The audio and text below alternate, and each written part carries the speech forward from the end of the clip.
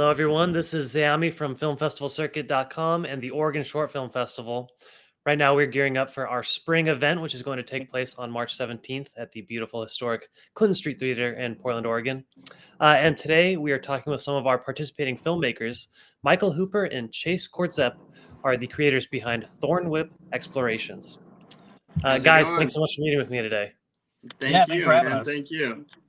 So first off, just if we can tell everyone what your roles in the films were. Michael?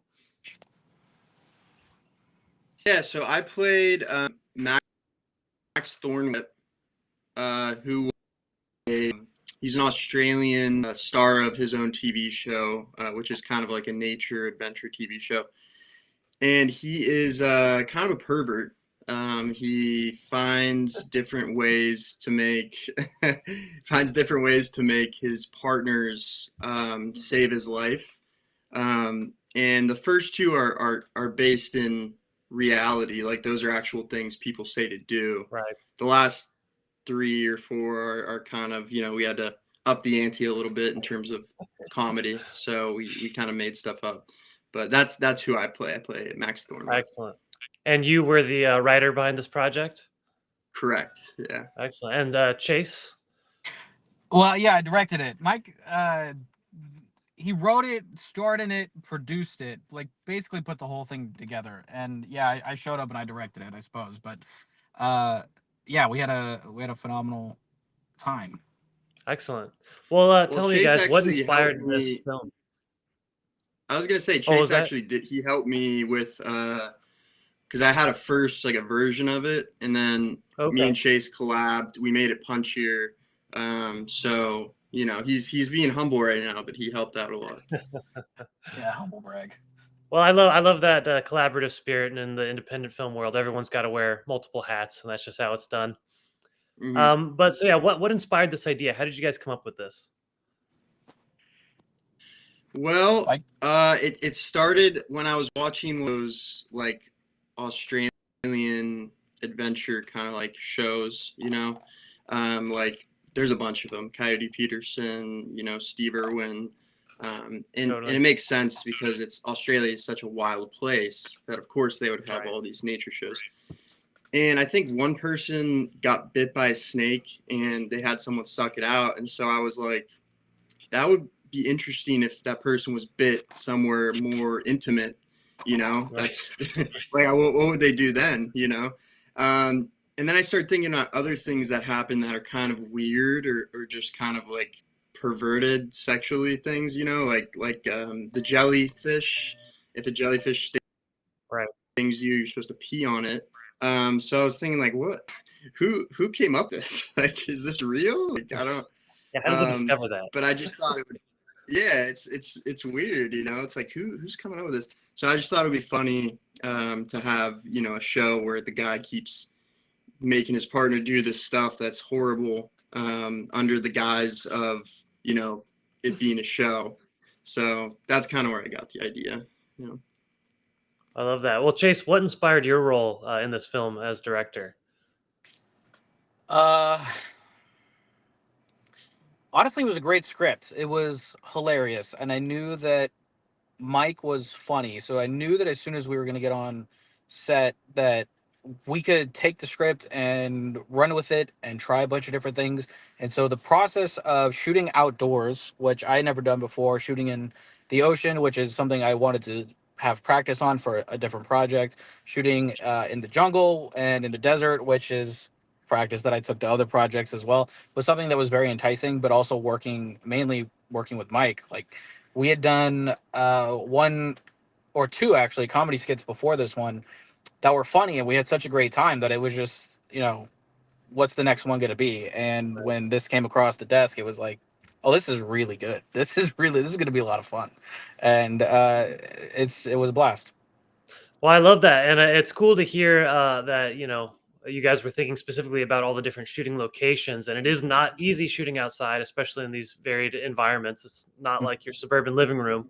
What were some of the challenges with that? What was the shooting process like? Oh my God. The first one was the first one that we went to was the beach. We shot in San Diego. Couldn't find all the locations that we wanted in LA that we had to get permits for or whatever. It was just a little Right. easier to go down to San Diego. And so our cinematographer showed us this great spot, which you park at the top of the hill and you walk all the way down to the hill, very steep, very long road down to the beach. And then once we got to the beach, there were dolphins and surfers and tourists, and so we had to scale rocks on a high tide had come in, and so we're getting splashed by water trying to stay afloat with our cameras and Oh my god. other equipment, and we're grappling rocks, and then we set up all of our equipment and it looks beautiful. We've gotten to a section of the coast that you can't see anything, it looks desolate, and then we turn the audio on and we're like, Jesus, how are we going to record our audio like right it like in the ocean, Right. next to the crashing wave. And I had to play the director and the I had to do sound. We Mm, didn't get a sound guy, Yeah. so I damn. had to do it. Yeah. And so I was sitting there directing behind the boom and getting splashed, and that was a lot of fun. But it was also difficult because I'd never shot. I never done sound for an ocean or inside of the ocean, so that was particularly tough. And then the next location was the jungle, which was the halfway point between the beach and where we parked, and they're sitting there screaming the whole time, God help me, please help me, somebody have been Save bitten. my And so life. Save my life. save Yeah, my and there's life. people walking on the pathway, Oh and wow. we're in the woods.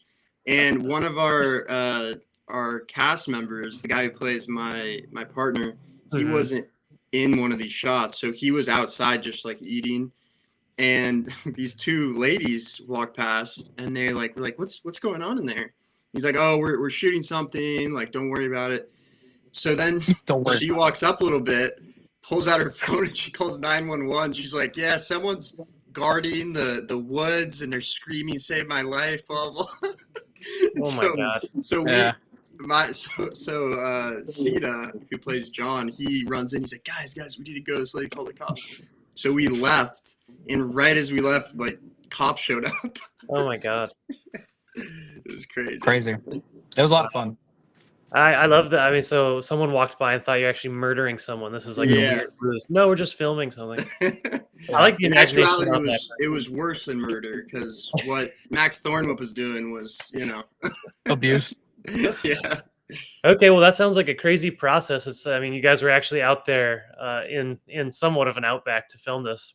hmm Yeah. You know, but despite those difficulties, it seems like a fun shooting process, and there's great chemistry with the cast. And what was that like directing these actors in these environments? Well, we just spoke about this the other day, actually, that directing comedy is extremely difficult, but also there's different challenges. Mm, All directing is difficult.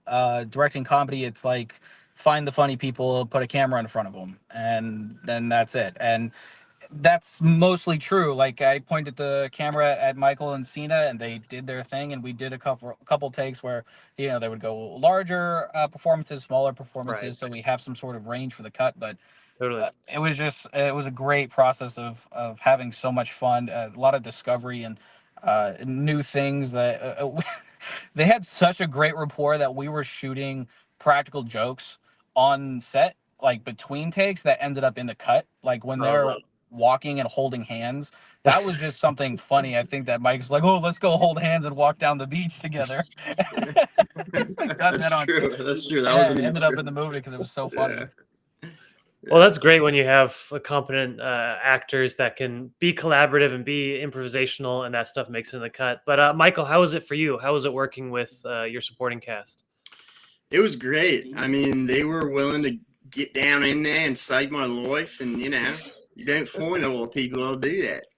No, but no, it was great. I mean, they really made the whole, like, I was the main character, but I feel like the supporting cast was really where the humor was.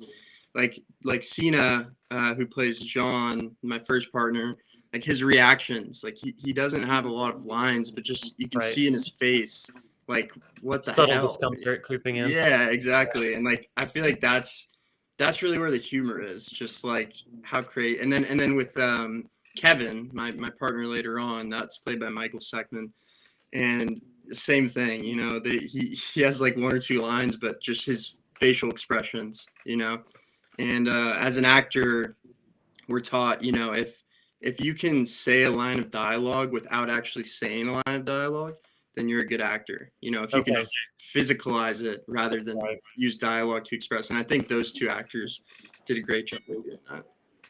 Totally. Well, and it's great to see your character who is so kind of surreal, cartoonish, and then these people who are like, okay, these are kind of normal people with reasonable reactions. It's very Yeah. funny. I Yeah. want to know, what did you guys learn from this process? Oh, I that's a good one. honestly, Key takeaways. I learned.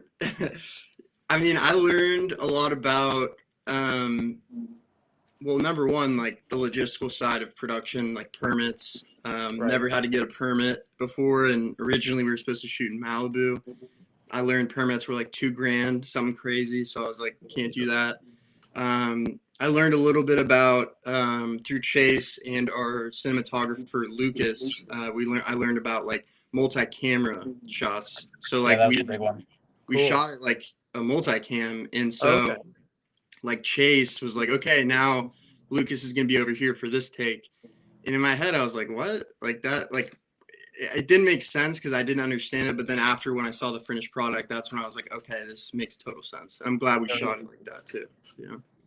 Yeah, I think that was the biggest takeaway for me as well because I'd done exterior stuff and I'd shot in like wildernesses before, and it's cool. It's actually a lot of fun. But the most different and exciting thing that was that multi-camera thing, and I think it was actually Lucas's idea. I kind of floated it to him, and he's our cinematographer, and he came up with a great way of doing it. I guess we did it together, but yeah, we pretended that one camera was three, so we would do a take or a couple of takes with the A camera where they're directly addressing the camera in front of them, and then a couple of takes on the B camera and the C camera, and so they would have to do the majority of their performances to nothing, just so that Oh, the B interesting. camera and the C camera could get reactions. And then sometimes if they wanted to address that camera, they could. But we tried to make it feel like it was a much bigger show than it was with a single camera, and Right. that was really interesting. Mm-hmm.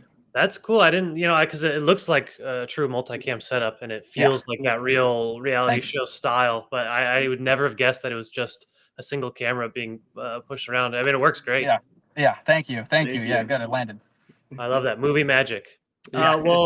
Tell me, guys, do you have any other projects in the works, either collaboratively or solo? A ton. Yeah, yeah, I've got like two or three features that I'm doing. I actually, Excellent. Mike, I gotta tell you about this one that we're about to do. But yeah, we've got comedy skits that we're doing. We've got pilots that we're doing. It's just nonstop work. He and I are both people that believe you have to create your own work, and we are interested in enough things that there's always going to be work available for us. So Okay, cool. we just keep going, do Mm-hmm. everything. I Yep. love that. Oh yeah, Mike, tell me about this project. So I also have I'm working on a feature with my buddy. It's a thriller horror set in Africa. And then me and Chase are working on a couple projects, working on two sitcoms, a short film, and then we have two unreleased comedy skits that I'm not sure when we're going to release them. Pretty soon, hopefully.